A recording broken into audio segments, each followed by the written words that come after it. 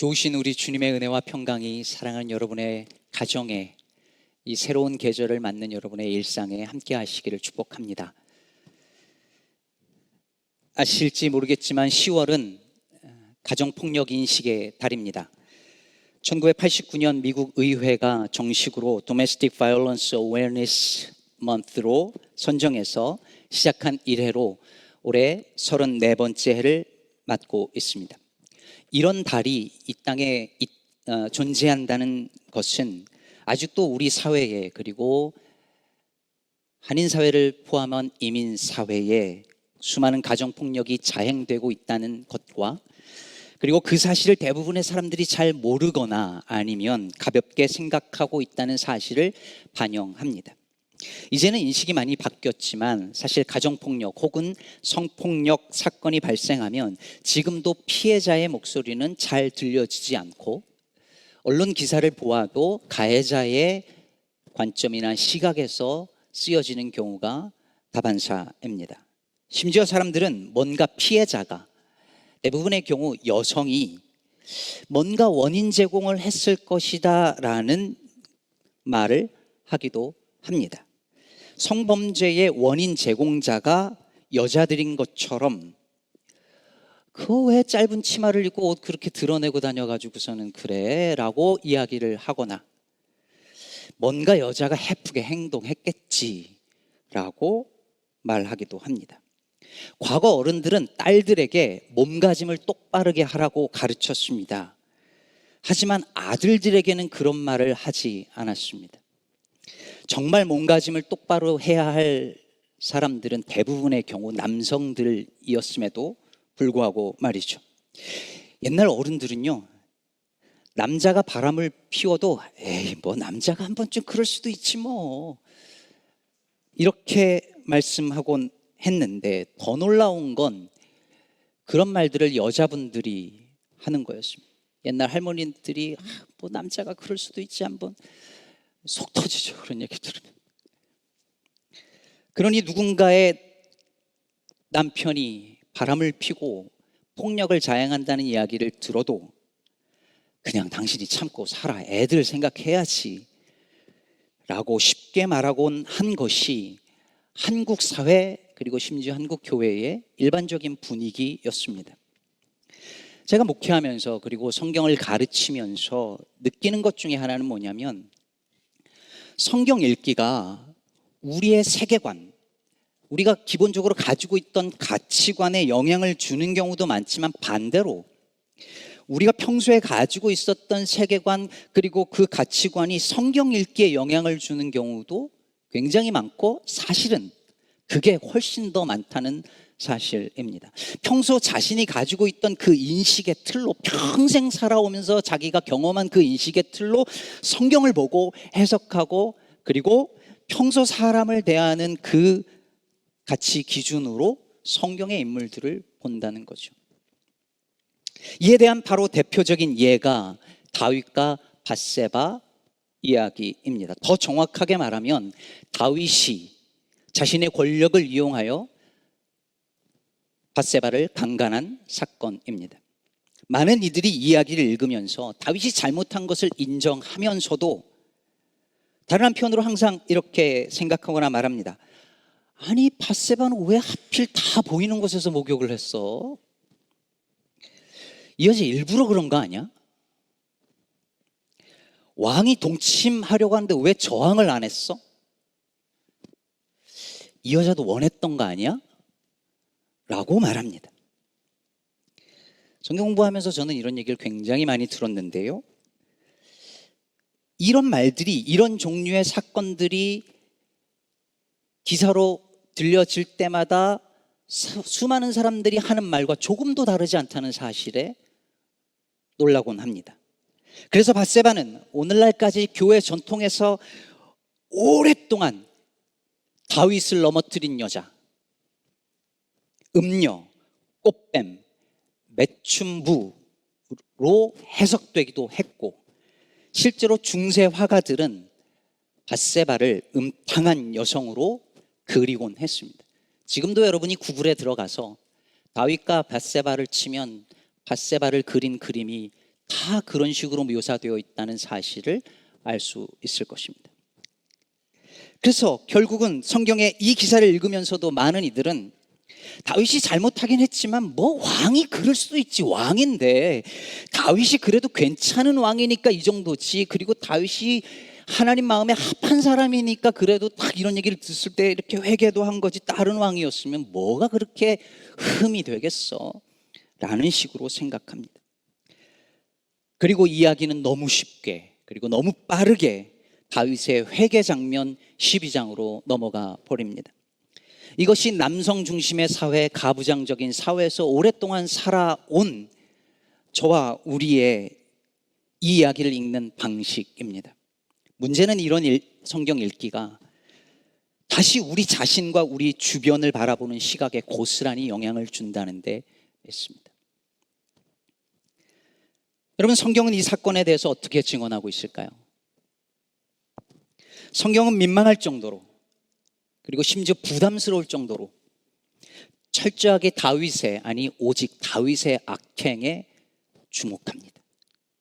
유대인들이 그토록 추앙하는 이 다윗의 추악한 범죄를 이렇게 적나라하게 다 드러내어 묘사한다는 것이 놀라울 정도이죠. 오늘 본문 1절은 그 해가 돌아와 왕들이 출전할 때가 되매 라고 시작합니다. 당시 고대 근동 사회에서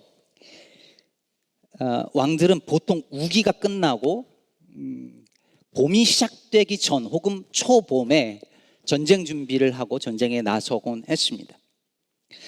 오늘 본문 앞에를 다 보시면 알겠지만 아직 이스라엘과 암몬과의 전쟁이 이렇게 남아있고 이제 다시 시작하는 시점이었죠. 그런데 다윗이 이 전쟁에 요압 군대 장관과 군대들을 보내죠. 그리고 1절 후반부에 보면 다윗은 예루살렘에 그대로 있더라 라고 성경이 말하고 있습니다. 그리고 2절에 보니까 다윗이 저녁 때에 침상에서 일어났다고 말합니다. 자신의 군사들이 자신의 전쟁을 목숨을 걸고 싸우는 그 동안에, 그 시기에 왕이 퍼질러 자고 있다가 늦게 일어나서 왕궁 옥상을 거닙니다. 그러다 저 아래 한 여인이 목욕하는 장면을 목격합니다. 그리고 즉시 사람을 보내서 누구인지 알아보죠. 그리고 3절에서 보듯이 그 여자가 엘리암의 딸이고 햇사람 우리아의 아내 밧세바라는 사실을 알게 됩니다. 예루살렘에 갔었거든요. 제가 예루살렘 성은 상당히 높은 곳에 있습니다. 그냥 위에 있으면 밑에 있는 건물들이 다 내려다 보입니다. 그냥 보입니다. 그리고 당시 예루살렘 인구가 약 2,000명 정도밖에 되지 않았습니다. 누가 누군지 웬만하면 왕이 다 알 정도였습니다. 엘리암 그리고 우리아는 다윗의 충신들이었습니다. 둘 다 자기 부하의 딸이었고 자기 부하의 아내라는 사실을 다윗은 알았습니다. 그런데 다윗은 주저하지 않고 전령을 보내 그 여자를 데려오게 한 후 동침하고 집으로 돌려보냅니다. 성경은 그리고 난 다음의 일, 몇 개월 뒤에 그 일을 아주 간략하게 그러나 매우 분명한 어조로 이렇게 증언합니다. 5절을 보면 그 여인이 임신하매 사람을 보내 다윗에게 말하여 이르되 내가 임신하였나이다 하니라. 이후에 다윗이 벌인 일은 너무 파렴치하여서 믿기 힘들 정도입니다. 밧세바의 임신 소식을 들은 다윗은 즉시 전장에 나가 있는 요압 장군에게 전가를 보내서 우리아를 돌아오게 합니다. 그리고 우리아를 만나서 뻔뻔스럽게도 샬롬을 말하고 그리고 집에 들어가서 발을 씻으라 말합니다. 발을 씻으라는 말은 아내와 들어가 동침하라는 말이죠. 그걸 암시하는 말입니다. 즉 우리아가 아내와 동침하게 해서 자신의 범죄 사실을 숨기려고 계략을 꾸민 것이죠. 그런데 충신 우리아는 집으로 돌아가지 않습니다. 자신들의 동료들이 전쟁에서 지금 목숨을 걸고 싸우는데 내가 어떻게 편하게 쉴 수 있느냐라고 말합니다. 이 지저분한 이 이야기 속에, 이 추악한 계략 속에 홀로 우리아의 충성스러움과 신실함이 빛이 나고 있습니다. 결국 다윗은 요압에게 편지를 써서 우리아 편에 보냅니다. 그 편지는 우리아를 제일 험한 적지에 보내고 다른 군사들은 뒤로 빠져서 우리아를 죽게 만들라는 이야기죠. 요압은 구체적으로 말하지 않아도 무슨 말인지 대번 알아들었습니다. 그리고 그렇게 합니다. 결국 우리아는 다윗의 계략대로 전사하고 맙니다. 다윗은 자신의 권력과 힘을 이용해서 부하의 아내를 겁탈했고 그 후 조직적 은폐를 시도했고 마지막에는 청부 살인까지 저질렀습니다. 이 얼마나 추악한 죄악입니까? 저는 평생 욕을 해본 적이 별로 없는데 이 이야기를 읽고 이 대목에 이르면 욕이 나옵니다.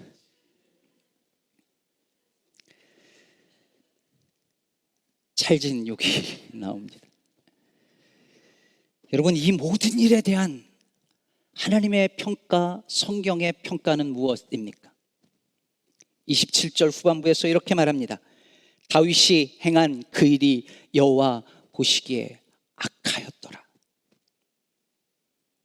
성경은 밧세바에 대해서는 그 어떤 평가도 내리지 않습니다. 그저 목욕을 했고 나라의 최고 권력자의 요구에 의해 동침을 했고 임신했다는 기술뿐입니다. 그러나 성경은 다윗에 관해서는 분명하게 선언합니다. 다윗이 행한 그 모든 일들이 여호와 보시기에 악했다. 많이들 아시겠지만 구글이 창업을 할 때에 구글이 내세운 모토는 Don't be evil, 악해지지 말자였습니다. 나쁜 일을 하지 않고도 얼마든지 돈을 벌 수 있다는 것을 보여주자는 취지였죠. 지금은 이 슬로건을 내리고 옳은 일을 하자 정도로 바꾼 것으로 압니다.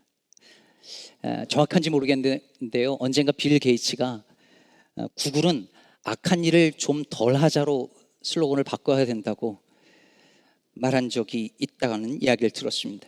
구글이 왜 그 슬로건을 내렸는지 바꿨는지 저는 잘 모릅니다. 하지만 궁금합니다. 과연 그들은 악해지지 않았을까요? 그 많은 돈을 벌고 상상할 수 없는 많은 정보를 모으고 IT 시장을 거의 독점하면서도 그들은 정말 악해지지 말자는 그들의 다짐을 지켜낼 수 있다고 정말 믿었던 것일까 궁금합니다.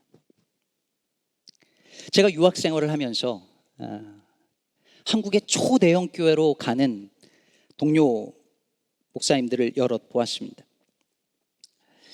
그게 저는 염려스러웠고 염려하는 저에게 저랑 친하게 지냈던 몇 분이 똑같은 말을 저한테 했었습니다. 계속 있을 생각은 없고 경험상 몇 년 있다가 나올 거예요. 그분들은 좋은 목회자였고 의식도 있는 분들이었기 때문에 그럴 거라고 기대하고 믿었습니다. 그리고 몇 년 뒤 저는 그런 환경 속에서 그런 마음을 지켜낸다는 것이 얼마나 어려운 일인지를 그분들을 통해 수차례 목격했습니다. 그래서 배웠습니다. 다짐만으로 되는 것이 아니구나. 교만해질 수밖에 없는 환경과 위치에 있으면서 교만해지지 말자고 다짐하는 것만으로 안 되는 거구나. 여러분, 다윗은 언제부터 악해진 것일까요? 2주 전에 다윗이 점점 강하여졌다라는 말씀을 우리 함께 살펴보았습니다. 실제로 다윗은 점점 강해졌고 온 백성들은 다윗의 통치를 좋아했고 주변 국가들과의 전쟁에서 다윗은 가는 곳마다 승승장구했습니다. 그리고 여러분, 오늘 이야기가 있기 전, 암몬과의 싸움 전 이야기에 무슨 사건이 있었습니까? 다윗의 원수 사울의 하나 남은 그 자손 무비보셋을, 그 다리를 저는 무비보셋을 초청해서 왕의 식탁에 먹게 하는 호의를 베풉니다. 그러니 얼마나 괜찮은 사람으로 보였겠습니까? 자신도 얼마나 그것에 스스로 감격하고 감동했을까요? 사람은 대부분 이런 순간에 넘어집니다. 내가 괜찮은 사람이라고 느껴질 때, 사람들이 그렇게 인정해 줄 때, 누군가를 위해서 호의를 베풀거나 도와준 다음에, 멋지게 기도를 막 마친 다음에 은혜를 받은 직후에 사람들의 박수를 받은 다음에 소셜미디어에 팔로워와 좋아요가 넘칠 때 죄는 우리가 높아진 그 시점을 결코 놓치지 않습니다. 제가 수영을 못합니다. 수영 못한다는 걸 주보에 공개적으로 광고를 했는데요. 그래서 저는 수영하는 분들 보면 너무 부럽고 특히 해녀의 영상을 보면 넋을 잃고 봅니다. 제주 출신의 고희영 감독이라는 분이 7년 동안 우도의 해녀들과 함께 지내면서 만든 물숨이라는 다큐멘터리 영화가 있습니다. 제 지인이신 이재현 목사님이 이 다큐멘터리를 소개해 주었고 제가 지금 드리려고 하는 말씀도 그분의 통찰에 기대고 있다는 것을 미리 알려드립니다. 이 다큐멘터리 영화에 보면 해녀들의 계급을 소개를 하고 있습니다. 해녀들에게 계급이 있는데요, 제일 높은 계급은 상군인데, 상군은 바다 저 밑에까지 들어가서 작업을 하고, 그 다음은 중군이고, 그 다음에 맨 마지막은 하군인데 똥군이라고도 부릅니다. 똥손 할 때 그런 거죠. 저 같은 똥손. 근데 이 하군은 2m 정도의 얕은 바다에서만 작업을 할 수 있답니다. 근데 흥미로운 점은 뭐냐면 이 계급이 노력해서 이 계급이 달라질 수 있는 것이 아니라 해녀들의 계급은 태어나면서부터 정해져 있다라고 합니다. 무슨 말이냐면 사람은 태어나면서부터 자신의 숨 길이를 가지고 있고 이 숨 길이로 계급이 정해진다는 거예요. 나이에 많고 적음 경험이 아니라 타고난 숨 길이에 의해서 상군, 중군, 하군이 나누어진답니다. 그래서 이 상군, 중군, 하군의 계급에 따라서 작업하는 바다의 깊이가 달라지는 것이죠. 그런데 어떤 계급의 하녀들이든지 간에 바다에 들어갈 때 똑같이 조심해야 되는 것이 있는데 그것이 바로 물숨입니다.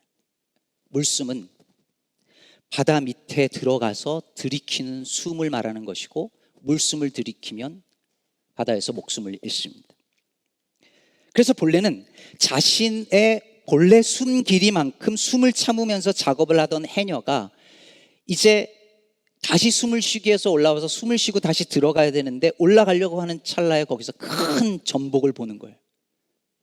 그럼 이 해녀가 그 유혹을 참지 못하고 전복을 따기 위해서 물 아래로 내려가는 순간에 물숨을 들이키게 됩니다.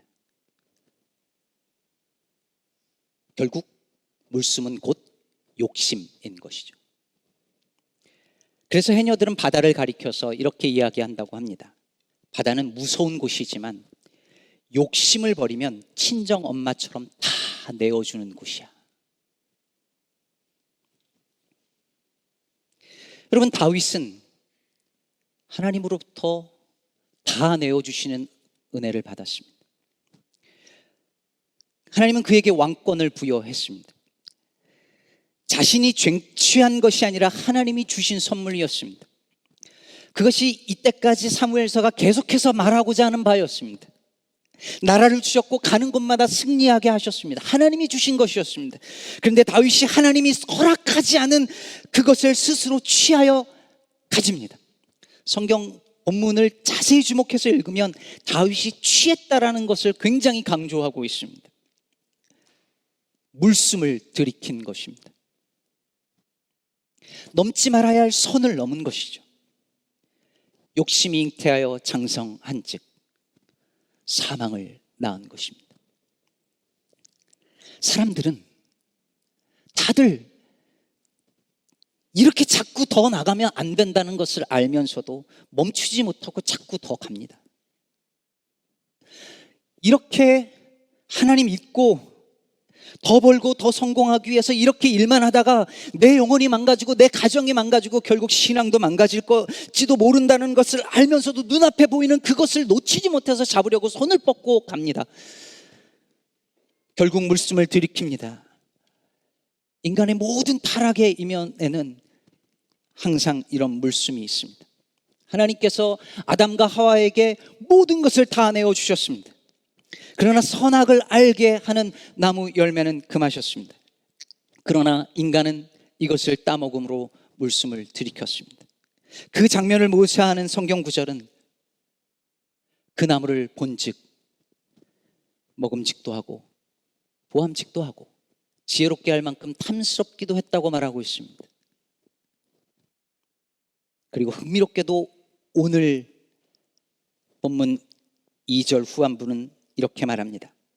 그곳에서 보니 한 여인이 목욕을 하는데 심히 아름다워 보이는지라. 그 나무를 본즉 보암직도 하고. 그래서 여러분, 다윗이 행한 그 일이 하나님 보시기에 악했다라고 말할 때 그 악하다라고 하는 말, 이 악함의 본질적인 이유는 그가 이스라엘 왕으로서 넘지 말아야 할 선을 넘었다는 데 있습니다. 몇 주 동안 계속해서 말씀드린 바, 이스라엘의 왕은 참 왕이신 하나님의 대리인일 뿐이었습니다. 그것을 지키지 않아서 하나님은 사울을 버리셨었죠.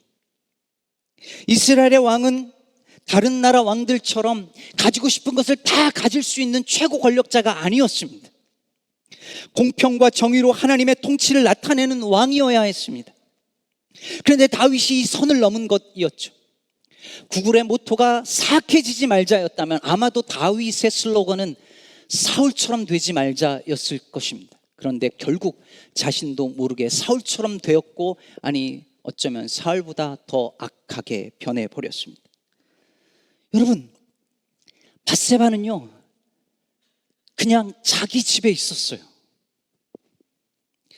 많은 학자들은 밧세바가 4절에서 그 여자가 그 부정함을 깨끗하게 하였다는, 즉 생리가 끝났다는 이 기록으로 미루어 보아 그녀가 목욕한 것이 생리를 마치고 정결 예식을 행한 것이라고, 율법에 따라 정결 예식을 행한 것이라고 말합니다. 즉 다윗을 유혹한 게 아니란 말이죠. 그러나 그 목욕이 정결 의식이든 아니든 간에 더 중요한 것은 뭐냐면, 밧세바는 그 집에 있었고 그 남편 우리아도 전쟁터에 있었다는, 다시 말해서 이 두 사람은 자기들이 있어야 할 자리에 있었다는 사실입니다. 그러나 다윗은 있어야 할 자리에 있지 않았습니다. 자신의 부하들이 목숨을 걸고 싸우는 동안에 다윗은 그 있어야 할 자리가 아니라 예루살렘에 그대로 남아 있었다라고 말함으로 말미암아 성경은 그것이 바로 다윗의 범죄의 시작이었음을 암시합니다. 여러분, 성경이 밧세바를 가리켜서 계속해서 우리아의 아내라고 부른다는 사실을 눈치채셨습니까? 오늘 본문 26절 이하에도 보면 우리아의 아내가 그 남편 우리아가 죽었음을 듣고 소리내어 울었다라고 말합니다. 나중에 밧세바가 다윗의 아내가 된 다음에도 성경은 계속해서 우리아의 아내라는 표현을 씁니다. 심지어 예수 그리스도 그분의 족보를 다루는 마태복음 1장에 보면 다윗이 밧세바라고 말하지 않고 다윗이 우리아의 아내에게서 솔로몬을 낳았다고 말합니다. 왜 이렇게 성경이 말할까요? 다윗이 남의 아내, 그것도 자신이 죽인 부하의 아내를 범했다는 사실을 성경은 잊지 않습니다. 다윗이 이 악을 범했고 성경은 밧세바를 우리아의 아내라고 부르면서 그것을, 그 악을 폭로하고 있습니다. 그리고 마지막에 쐐기를 박듯이 오늘 본문은 다윗이 행한 그 일이 하나님 보시기에 악하였다라고 판결을 내립니다. 사랑하는 여러분, 보다시피 성경은 조금의 양보도 없이 다윗의 간음과 살인에 대하여 악하다고 평가합니다. 여러분, 우리는 이 지점에 조금 더 머물러 있어야 합니다. 흔히 그렇듯이 뭐 왕이 그럴 수도 있지, 하나님 마음에 합한 사람이었다는데 이렇게 관대해지거나 밧세바도 잘못했지라는 식으로 물타기 해서는 안 됩니다. 너무 빨리 12장으로 넘어가서 다윗의 회개와 하나님의 용서로 너무 빨리 너무 쉽게 가지 말고 다윗이 행한 그 일이 악하였다는 성경의 평가와 판결에 우리 조금 더 오래 머물러 있어야 합니다. 그래야 은혜가 싸구려가 되지 않습니다. 그래야 은혜가 값싼 은혜가 되지 않습니다. 죄가 죄로 드러나고 악이 악으로 드러날 때만이 은혜가 은혜됩니다. 제가 버릇처럼 자주 혼잣말로 되뇌이는 말이 있습니다. 교만하면 죽는다. 제가 혼자 자주 말합니다. 교만하면 죽는다. 교만해지는 순간 물숨을 들이키기 때문입니다. 그래서 우리 모두는 자신의 숨 길이를 알아야 합니다. 하나님이 주신 한계선을 알고 인정하는 것입니다. 물론 안다고 되는 것은 아니겠죠. 우리는 늘 알고도 넘어지니까요.